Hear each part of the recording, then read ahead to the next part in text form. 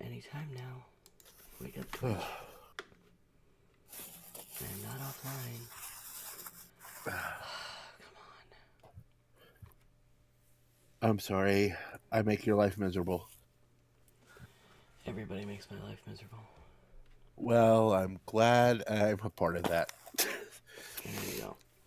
Oh my god, my hair is like a gross mess right now.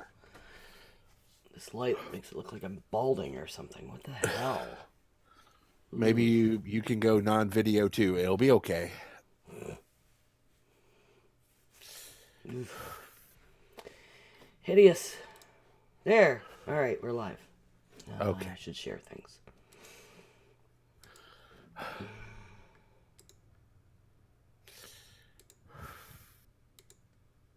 All right.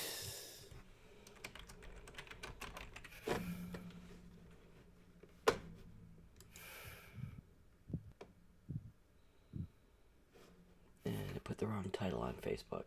Thanks, Twitch. Whatever. All right. Let's see if I can tweet it. Nope. If you put it on Facebook, it automatically tweets. Yeah. It tweets the wrong damn thing. All right. You ready? I am. Are you? Yep. All right. Okay. This poem. Mm-hmm.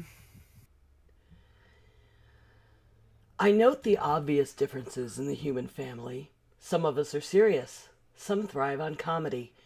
Some declare their lives are lived as true profundity, and others claim they really live the real reality. The variety of our skin tones can confuse bemused delight. Brown and pink and beige and purple, tan and blue and white. I've sailed upon the 7 seas and stopped in every land. I've seen the wonders of the world. Not yet one common man. I know 10,000 women called Jane and Mary Jane, but I've not seen any two who really were the same. Mirror twins are different, although their features jibe. And lovers think quite different thoughts while lying side by side. We love and lose in China. We weep on England's moors. We laugh and moan in Guinea and thrive on Spanish shores. We seek success in Finland, are born and die in Maine. In minor ways we differ. In major, we're the same. I note the obvious differences between each sort and type, but we are more alike, my friends, than we are unalike. We are more alike, my friends, than we are unalike.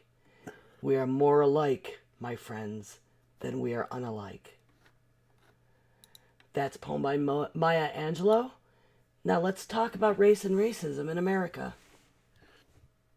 Welcome to Heresy and Hearsay, a podcast reclaiming the faith in the context of political discussion. I'm Reverend Barney. You can follow me on Twitter at SethRothII. You can follow the show on YouTube, Facebook, Twitter, and now we're on iTunes podcast. Just look for Heresy and Hearsay. Please like, share, subscribe, follow us. And as always, my partner in this... I'm September, and you can follow me on Twitch and Twitter at 9 of 12, and hear me on the Geek Grills and Trust Your Cape podcasts. Now, Heresy and Hearsay has a Patreon site that you can find at patreon.com/Heresy and Hearsay, where you can visit and help support us. Just $2 a month goes a long way to help us make this humble show. So what we're going to do is we're going to talk about racism. And I'm going to discuss some different Bible things, and then we'll go into their meanings and things like that. The first one is from Deuteronomy 23:2. And it says basically, it says, no one born of the forbidden union may enter the assembly of the Lord. Even to the 10th generation, none of his descendants may enter the assembly of the Lord. Now, what is a forbidden union? Well, a forbidden union, when I was taught, was interracial, that you weren't supposed to mix the races. It was used to, it was told to me in Sunday school, um, and that verse was used. Um, and and Gross. and and yeah, this was in Sunday school, and this is the Deuteronomy 7:3 and 4. Do not intermarry with them. Give your daughters to their sons, or take their daughters for your sons, for they shall turn away your sons from following me to serve other gods. Then the anger of the Lord will be kindled against you, and he will destroy you quickly. Now, this talks about those following other gods more than it talks about faith, and more it talks about race, I should say. I'm sorry. In fact, in Numbers, it talks nothing about the fact. It talks about the fact that Moses married someone of a different race, and how it didn't bother God at all. Um, and of course, and how it bothered Aaron and Miriam, who was speaking against Moses, and how basically what happened in that situation is God rebuked Aaron and Miriam versus rebuking Moses for this. And of course, you all know the curse of Ham, which, if you look at the time of the Bible, that curse and other happenings in the Bible, you can see was already played out. Robert Boyle, of the 17th century scientist and theological talk, talked about the curse was being fulfilled when the Israelites took over Canaan and made those who lived their slaves to the Jewish people. Also, that the name of Ham, uh, first meaning and most common, isn't dark or black, but hot. And we're going to be putting some things, we'll be putting some links up as well in this. Um, so, I talked about um, the Old Testament, but, what about the New Testament? Acts 10:34-36 says, and then Peter began to speak.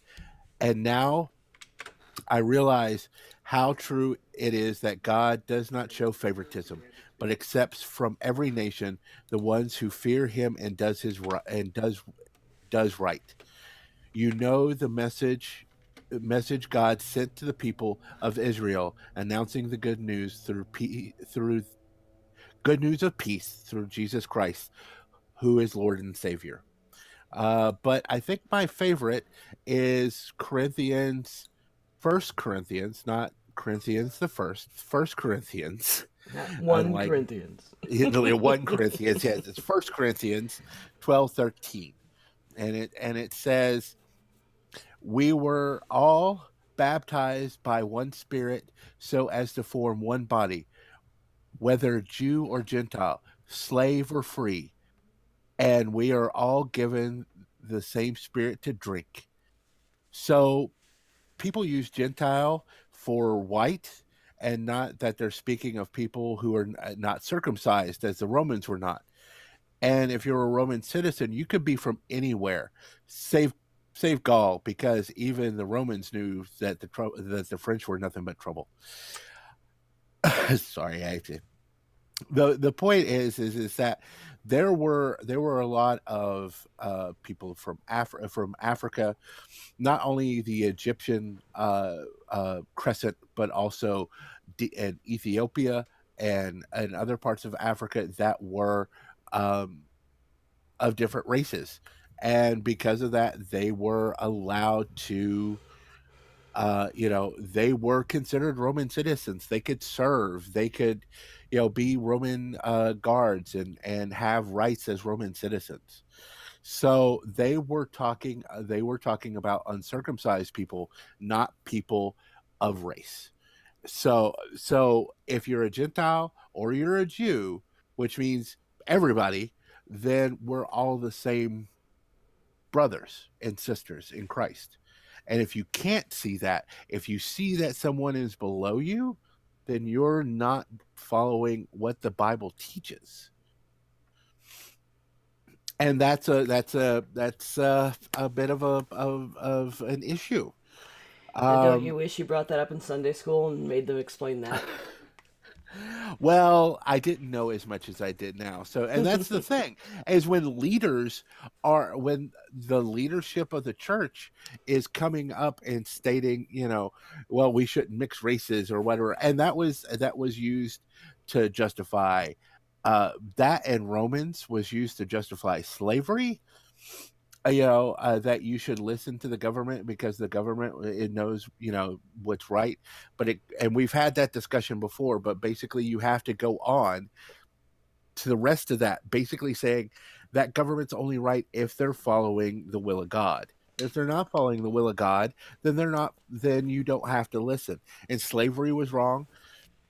The Bible and the abolition movement, actually, the abolition movement started with church people in the North, and then the Southern churches tried to defend it the same way, Hmm. or tried to defend it with the Bible, which shows that the Bible can be interpreted in different ways.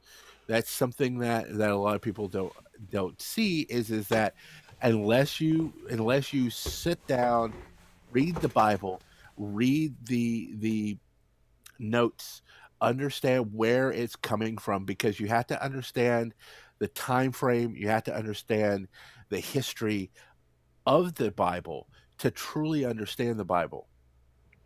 And I had my grandmother, God rest her soul.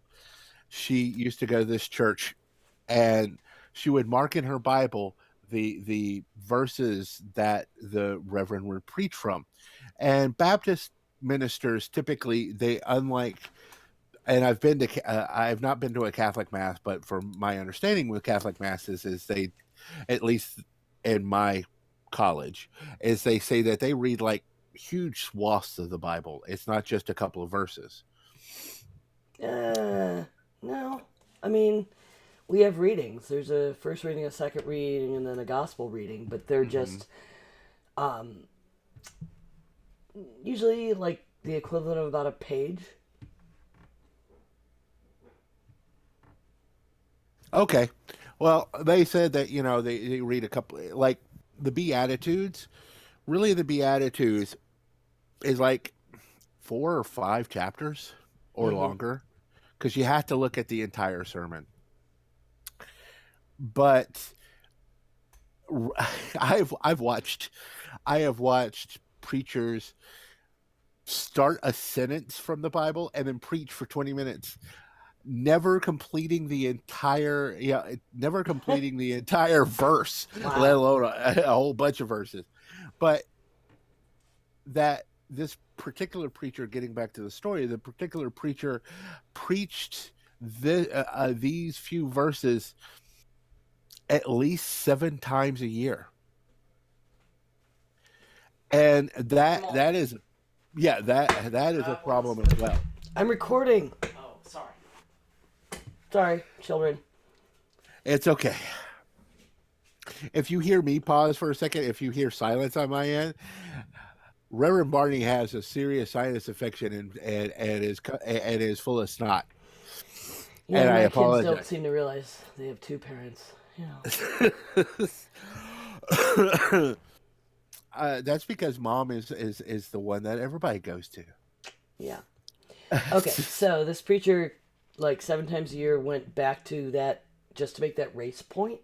Not to race point, but I was just saying that even leadership in the churches, I don't think know their Bible like they claim to do. If you watch, like, but the race point is that was very much used in especially in the Civil War, even today. I don't know about today, but when I was growing up, and this is in the 90s, or late 80s, early 90s, they were still preaching this, that you should not mix your races. I go to church in the north, not Hmm. once. Never heard it come up.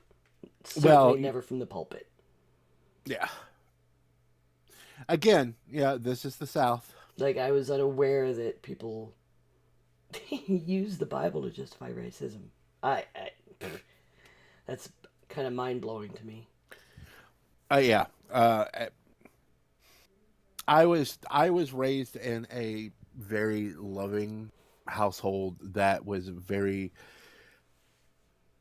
they were a product of their generation, but they were trying to be better. My mother was really good at it. My father was learning. So, he would fumble a couple of, a little bit, but for the most part, they were very tolerant of any and all races. My Um, mom always has been. My dad's still a racist.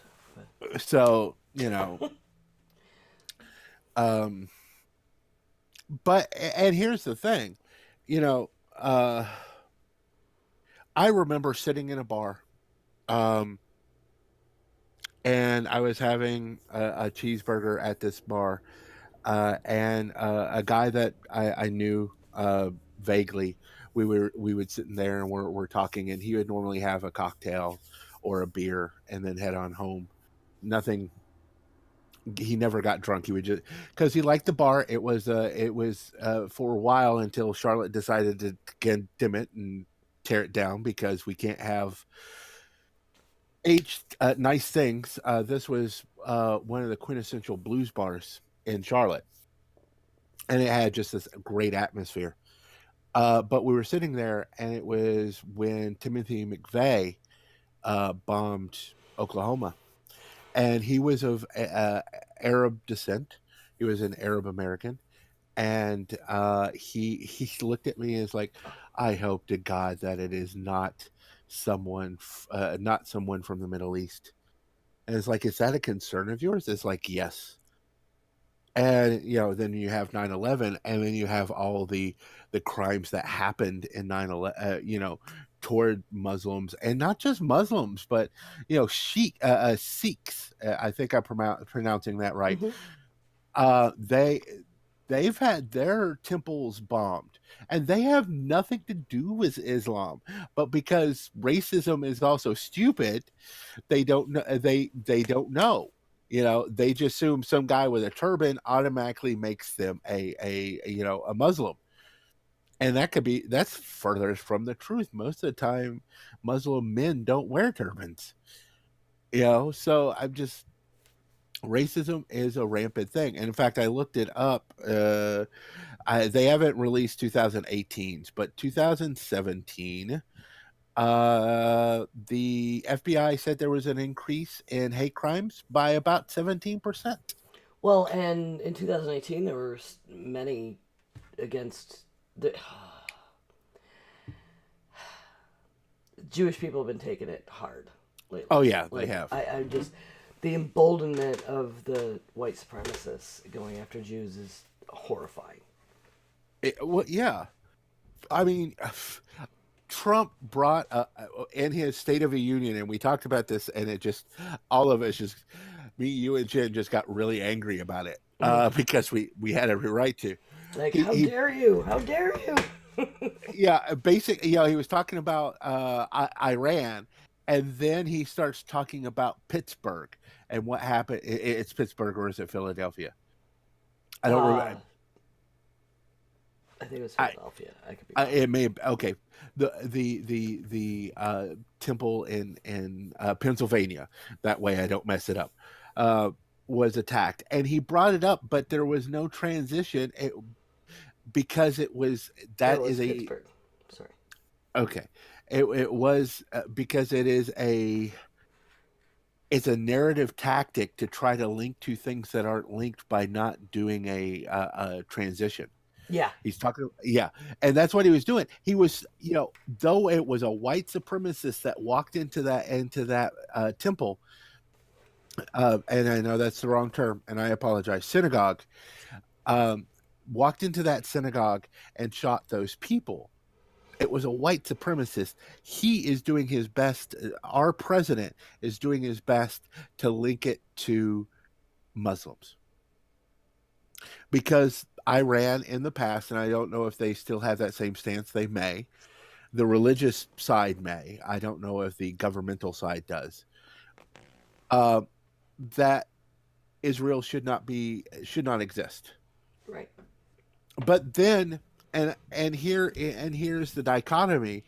I read a couple of weeks ago that Netanyahu said that Israel is a Jewish state only. And I'm going, you know, so basically Netanyahu has thrown out the idea of a two-state solution, Right. but he's been trying to throw that out for years. Racism has become more rampant.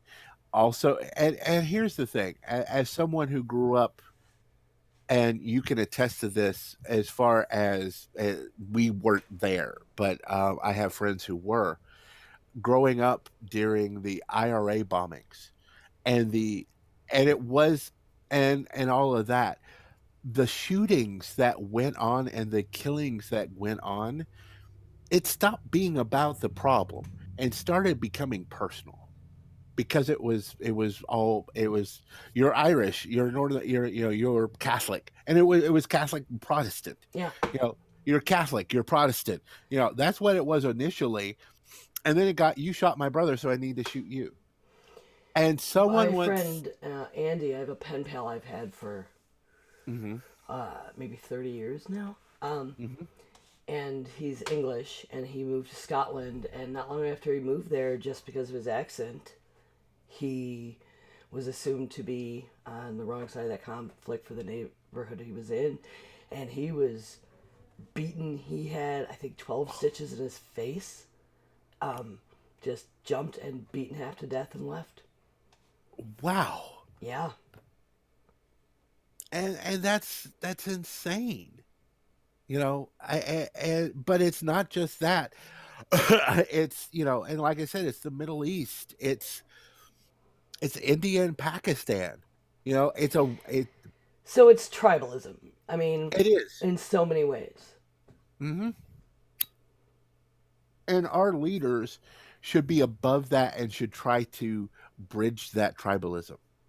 But we have leadership, and we have a political party that this started with Nixon. That Nixon basically, it was the Southern, for those who can look it up, it's called the Southern Strategy, but it was basically using race politics to win. Mm-hmm. And that's what Republicans have done ever since. Well, Mm-hmm. yeah, but Obama used it too. But the other direction.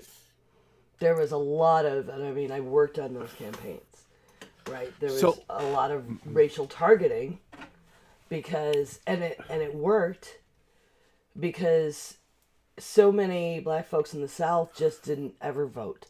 They didn't believe it counted. If you don't think intimidation at the polling places still goes on out there, you're wrong. I've seen it. I've had to call in lawyers over that shit. Right. I registered like an 82-year-old woman in 2008 who hadn't voted her whole life. She just didn't believe it counted because what she was taught growing up and what she saw when her neighbors tried to vote. Well, and then you look. Well, I mean, all you have to do is look at what happened in Georgia during the governmental election this past year. Mm-hmm. And see what. Well, and the gerrymandering here in North Carolina. Right. That, like, over and over, this is based on race, and Republicans have admitted it. Like, they're ones that are too stupid to realize, these things are recorded. You just said that out loud. Yeah, but here's my question. So you brought up Obama and how they use the race on the other side. Is it okay to use race on the other side if it's for a cause for good? Well, sure, because it's equalizing at that point. I mean, the way it was used, targeting certain racial groups, were like, okay, this neighborhood, because unfortunately there's still a lot of neighborhood segregation, but it was easy to find people who were not registered or, hadn't voted in a long time, if they ever had, and get the numbers up to the number of votes we needed to win. And that's not, I mean, it's not cheating. You're giving a voice. These people have every right to vote. Mm-hmm. Right? So doing that kind of outreach is really just giving everyone a fair chance and an equal voice. And so, So it's different than, right. the Southern strategy, sort of. Well, it's also that's where early voting came into be, and that's why there's always this fight about early voting and this IDs, because Mm-hmm. there are, and stuff like that, because that disenfranchised people. Early voting churches, especially African American churches, would after church get everybody on a bus, take them to the polling station that did early voting in their area, and get everybody in to vote.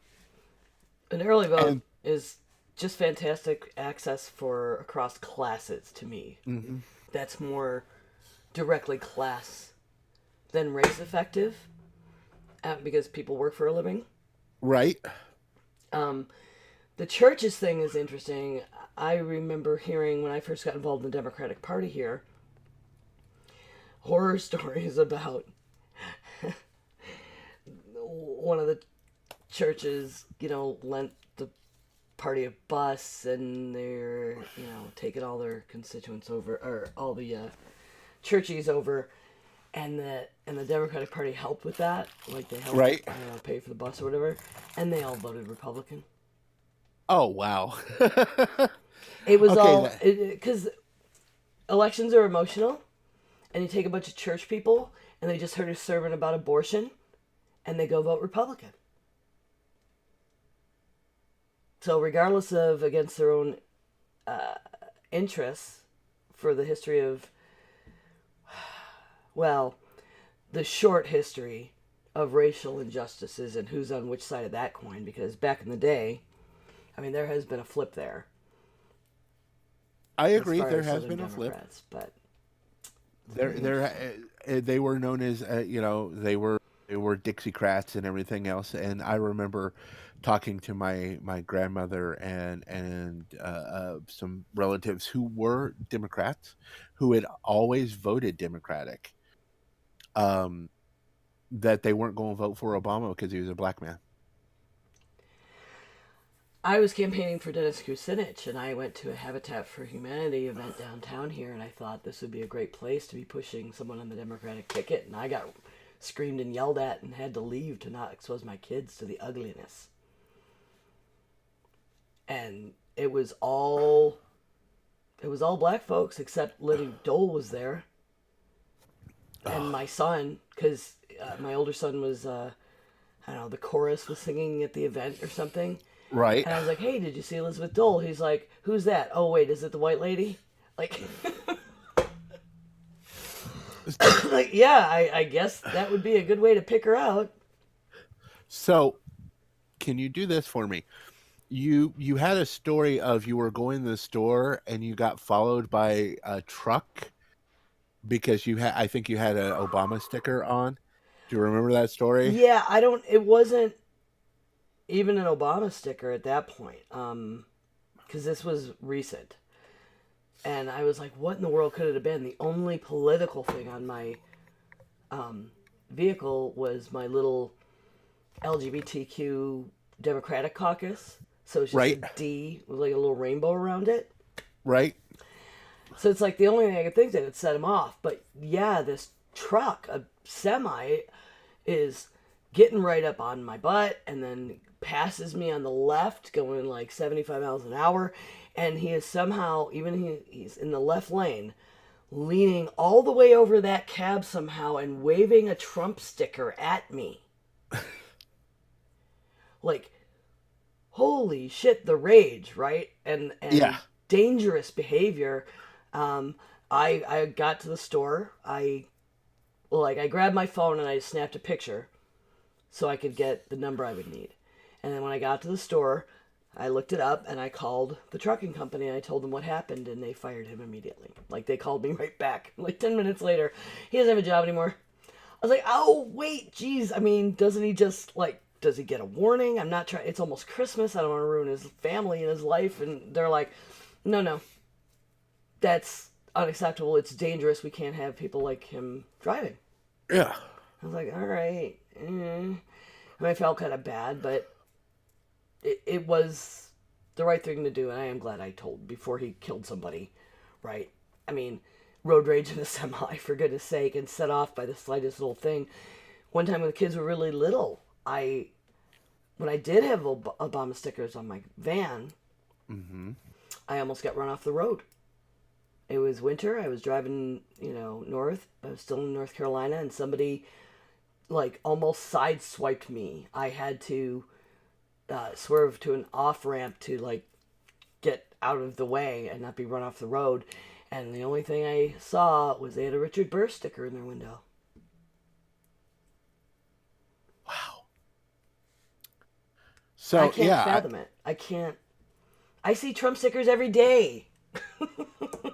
I never try to run anybody off the road or even flip them the bird, for goodness sake. Like, talk about civility. Ugh. Yeah, I don't do that either. Now, there's part of me is like, the surplus population might be better served without you here, but I don't do anything because I think the thought and then I say that was unchristian and I ask for forgiveness and I move on. Yeah. But I take but note if it's a business vehicle. I'm like, well, won't be hiring them. right, and here's the other thing, and I don't, and I'm going to hit a really hot topic here in the South: Confederate flags. I will be honest with you, straight up honest with you. If I see a Confederate flag on your hat, in your car, you have a Confederate flag at flapping while you're driving. That was popular in my neighborhood for a while. Or out in your yard somewhere. My immediate thought, and I know this is judgmental, and I'm working on, is that you're a racist. And my personal quote unquote favorite Confederate flag, it's the rebel flag. It's the one that was on the General Lee. It's that one. The star, what's known as the Stars and Bars, and half of it is the Stars and Bars, and the other half is the American flag. There is something that makes me giggle because they don't understand what that flag represents. Right. You know, Like the Union. Yeah. I have also noticed that there is a larger percentage of people now starting to get, because they can't get the rebel flag, they can't get the Stars and Bars anymore. A lot, Amazon won't sell it anymore. Walmart won't sell it anymore. There's places you can still get them, but for the most part, it's really hard to get it in mass places. People are going to the traditional Confederate flag. Which, for those who don't know, there's several, but it's white and red stripe, and it's got a blue star field, and then it's got the states, the number of stars for the number of Confederate states, or it's a version of that, and I've been seeing a lot of those lately. So, because it's a way to get around and people have to be a little more educated. The problem is that a lot of people who know what those flags are still know what they represent. There's a farm near here that has Southern Pride Day, and they fly the American flag, they fly the North Carolina flag, and they fly at the top flag, their highest pole, they fly the traditional Confederate flag. So it's like, that's becoming more popular. And here's the other thing, talking about the Confederate flag. In Germany, you will go to jail for a long time if you have anything with the Nazi swastika, a Nazi flag, whatever the case. They still have skinheads. They still have neo-Nazis over there. So when they have their protests, they can't use the Nazi flag because they will immediately go to jail. There is no pass go. They wave the Confederate flag. Mm-hmm.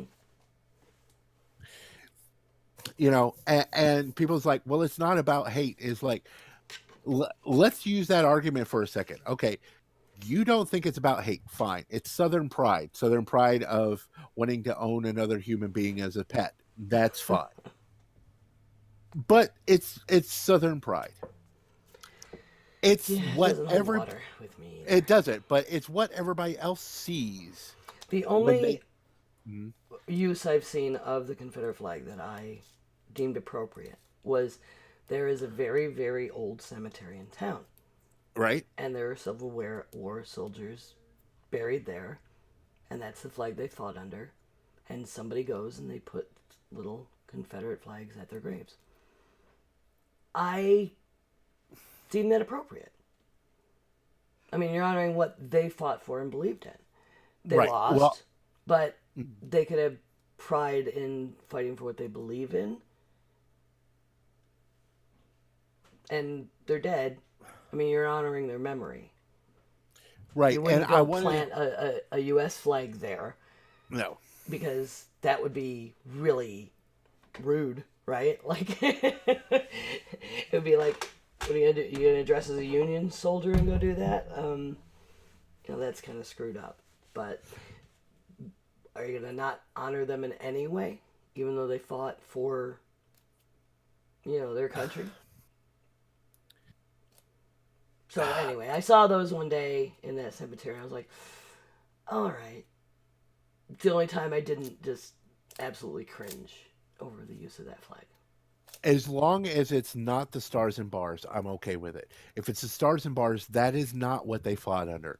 That was created well after the Civil War was over, and was mainly used by the original KKK Right. as their. But if it's like the traditional, The battle whatever, flag. Yeah. yeah, if it's the traditional, that's I have no problems with that. Now let's talk about. Seeing we're on that subject, what about war memorials? What about like Silent John? That has been a big fight at Silent UNC. Sam, you mean? Silent Sam, I apologize. It's been a big fight at UNC for years.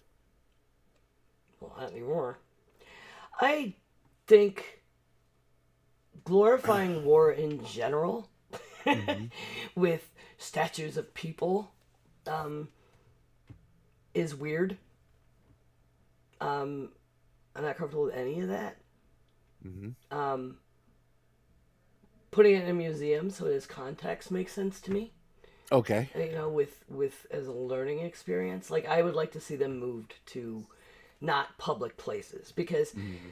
I really do come on the side of that argument where you're looking at a racist classist thing again too, and the Hmm. courthouse has some Right. Civil War hero in gigantic scale in front of it, and Right. universities and places where like people of color have been discouraged from attending and even disallowed to attend in the past, or you know, it's an intimidation tactic. And courthouses, like I just feel like it's inappropriate, especially inappropriate to have them in that kind of public venue. And you know, I mean, I don't think that you necessarily need to destroy them, and you can't undo history. And I think saying you're undoing history by taking them down is stupid.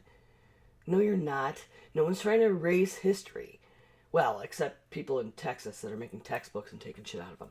But Yeah. Well, that's not like taking an intimidating figure out of a public space that as we try to normalize treatment of people as equals is is just progress.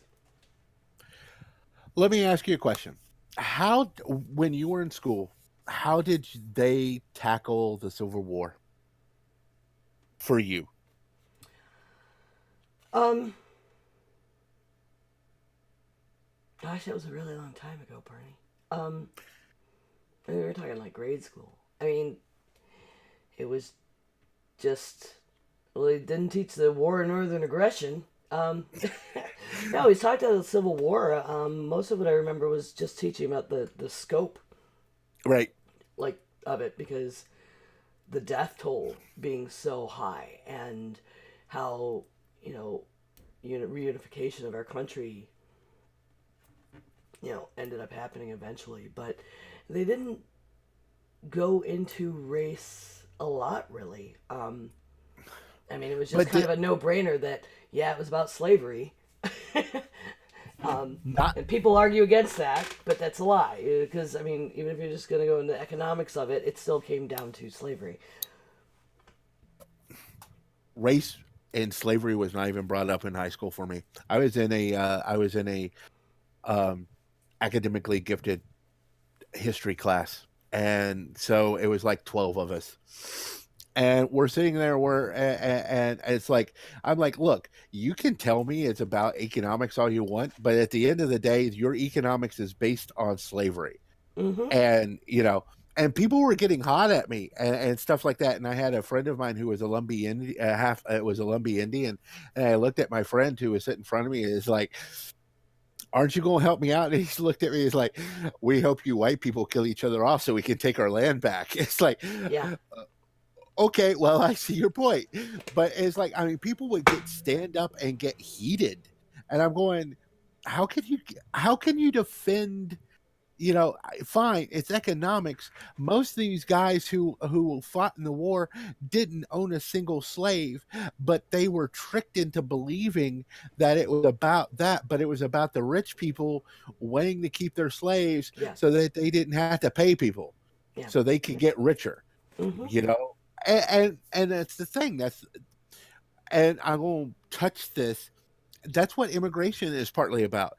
Part of this illegal immigration and all of this stuff is there is an underclass of Mexicans and Latinos in general who work well under minimum wage so that rich people can still get richer. Mm-hmm. And it is a race thing, because there was and we've touched on this again, but I want to bring it up because it is race related. Is that back in I want to say 2012, they Georgia passed this law saying that you can't hire anybody that you can't verify, as a citizen or having a green card at least. Mm-hmm. And billions of dollars of crops, because white people didn't get out, didn't get up and go and start picking, corn and stuff, and and They took our jobs. yeah, they're taking our jobs. No, No, they're not. no. But then you look at, and I can't, we both grew up with the Rodney King and the fallout of Rodney King. Yeah. Can you tell me, is it just because we have a social media now that it seems more prevalent, or is it that it is more prevalent that there are unarmed African American men and women being killed by cops? Because I'm sure. Don't, off the top of my head, have the exact data to be able to answer that. Well, I'm not going to guess. I mean, it seems no. that way, and I believe the problem is definitely systematic. Has it been growing? I don't know if that's true or just the perception. Right. And I that's think what I'm for a long time. I mean, because I know lots of some horrible incidences. Black friends of mine have had that with cops, and it's just always been a thing. And like, what do we teach our children? Like, I don't have to, like people of color, like, make sure you tell your kids the first time they ever drive anywhere how to act if you get pulled over. Keep your hands in sight and all that kind of shit. It's just always been a fact of life. So. Right. I mean, my friend got pulled over in front of her house going home with her husband from a date night. And her little kids could, like, peek out the window and see. And they were accusing her of being a hooker. And him just being John. And, like, they were pulled out of the vehicle, handcuffed. Well, she was, while he's sitting there in the passenger seat. And then they had to wait for a female officer to come so they could search her. She had ID. They had ID and were married. And she's put through this. There was another guy in a really nice neighborhood by Delaware Avenue in Buffalo. Mm-hmm. pulled over, yanked out of his vehicle, and beat up by a cop on the assumption that he stole it. No, it was his fancy SUV in his nice neighborhood. He was a few blocks from his house, but he was Yeah. black. Hmm. So they just assumed he stole it. And this was in, let's say, 98, 99? It's not that long ago. So I pulled up something that, as far as what I is, Hmm. and I'll link this, but in a second. But it is the as of this is in 2010's numbers, so it's probably changed somewhat, especially in one area.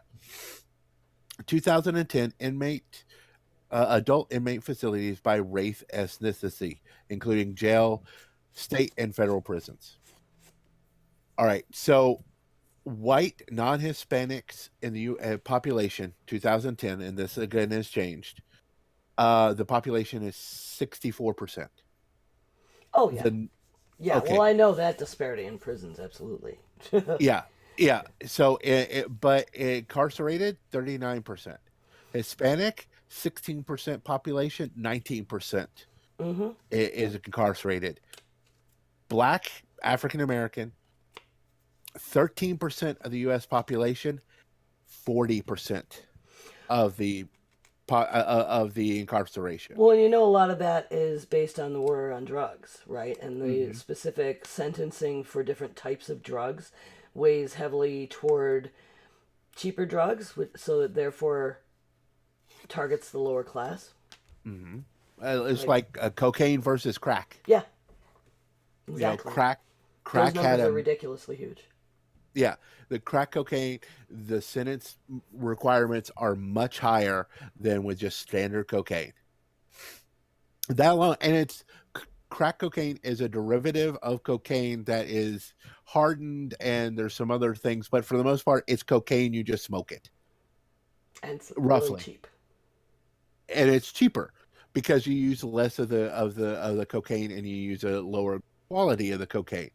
So this is more expensive, and this is, and everything else, and this is what, but because crack cocaine is cheaper and therefore is used by more minority and more underprivileged, then you get a higher, and therefore it gives it more jail sentence. And Florida, uh, everybody remembers Trayvon Martin and what happened to his shooter. Later on, I want to say about 2 or 3 years ago, an African American woman tried to use that same defense because she was being assaulted. And because she didn't shoot the individual, she shot the gun in the air, they didn't count it, and she went to jail for a long time.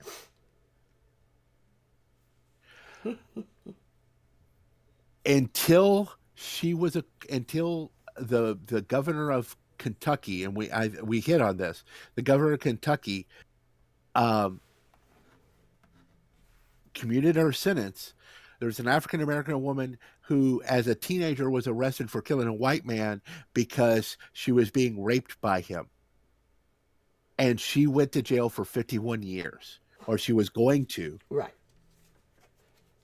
Okay, so the disparity, and then you get these white boys who are privileged, who get no sentence or less than no sentence Hmm. for rape.